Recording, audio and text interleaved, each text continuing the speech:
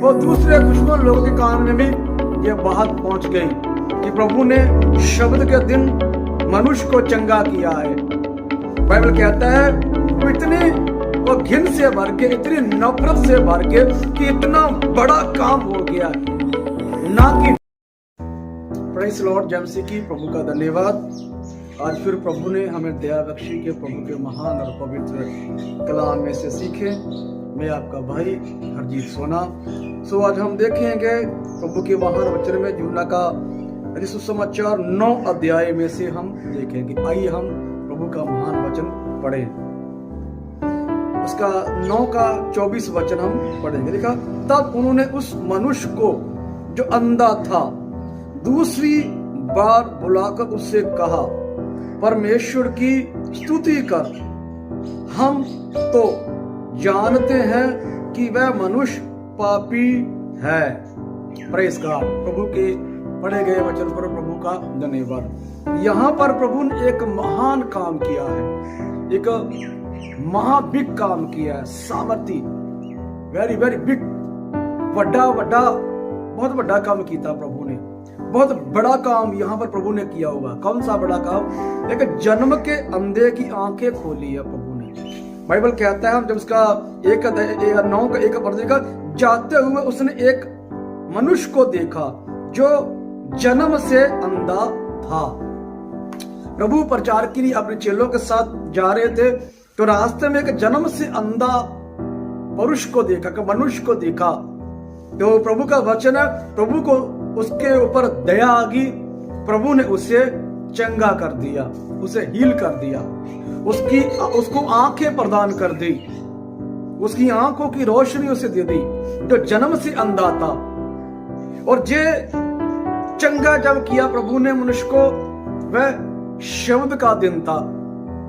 और शब्द का दिन यहूदी लोग बहुत मानते थे। यहूदी लोग शब्द का दिन आराम का दिन कहते थे, कोई भी ऐसा काम नहीं करते थे।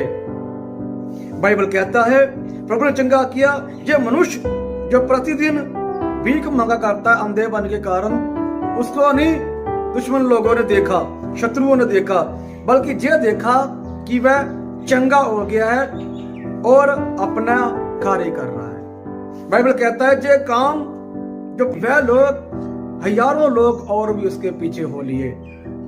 काफी लोग इस चमत्कार से यीशु प्रभु पर ईमान ले आए।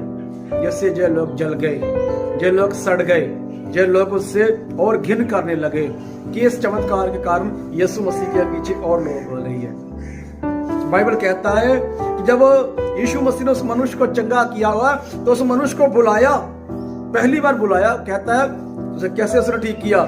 कहता है उसने उसको बोला हुआ कि उसने मिट्टी ली, मेरी आंख पर लगाई और उसने मुझसे कहा कि पानी में जाकर धो ले।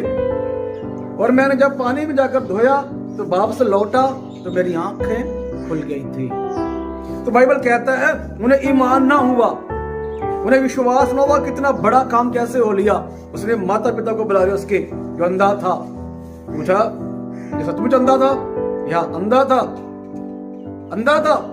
हम इसके बाइबल पढ़ते हैं, उसके लिखा, उसके माता पिता ने उत्तर दिया, हम तो जानते हैं कि वह हमारा पुत्र है और अंधा जन्मा था, परंतु हम ये नहीं जानते कि अब कैसे देखता है, और ना ये जानते हैं कि किसने उसकी आंखें खोली। ये सियाना है, उसी से पूछ लो, वह अपने विषय में आप कह देगा। ये बात उसके माता पिता ने उसके इसलिए कही क्योंकि वो यहूदियों से डरते थे, क्योंकि यहूदी एकमात्र हो चुके थे कि यदि कोई कहे कि मसीह है तो आराधनालयों से निकाल देंगे। उसके माता पिता को बुला लिया है, उससे पूछे कि तेरा बेटा अंधा है? कहते हाँ, हमें ये मालूम है कि ये बेटा अंधा पैदा हुआ है, लेकिन अब देखता है, हमें मालूम नहीं कैसे देखता है। बाइबल कहता है कोई कहे कि जो यीशु मसीह परमेश्वर है, मसीहा है, तो उसे आराधनालयों से निकाल दें, उसे गांव से निकाल दे, उस देश से देश निकाल दे दें। आज भी वह लोग हैं। यीशु मसीह ने कहा हुआ है, इसी किताब में पढ़ते पहले अध्याय में, वह अपने घर आया। अपने घर का मतलब है कि जिसकी उसने सृष्टि की है, जिसको उसने बनाया है उसने उनको ना पहचाना, लेकिन अपने घर आया उसने उसको ना पहचाना। प्रियो, आज भी वह लोग हैं जो हिल पर, चिंगाई पर प्रभु जो महासामर्थी कार्य कर रहा है, करता है, उस पर नहीं देते, लेकिन विरोध करने पर, नाश करने पर, खत्म करने के लिए प्लान बनाते हैं। यहां पर लिखा हुआ है, हम पढ़ चुके हैं 24 अध्याय 24 वचन में लिखा हुआ है कि वो दूसरी बार उसे बुलाकर कहते हैं, सच बता तेरे साथ क्या हुआ? वो कहता है कि मैंने तो आपको बता दिया है, अभी दोबारा क्यों पूछना चाहते हो? आगे लिखो 25 वचन में लिखा हुआ, उसने उत्तर दिया, मैं नहीं जानता कि वह पापी है।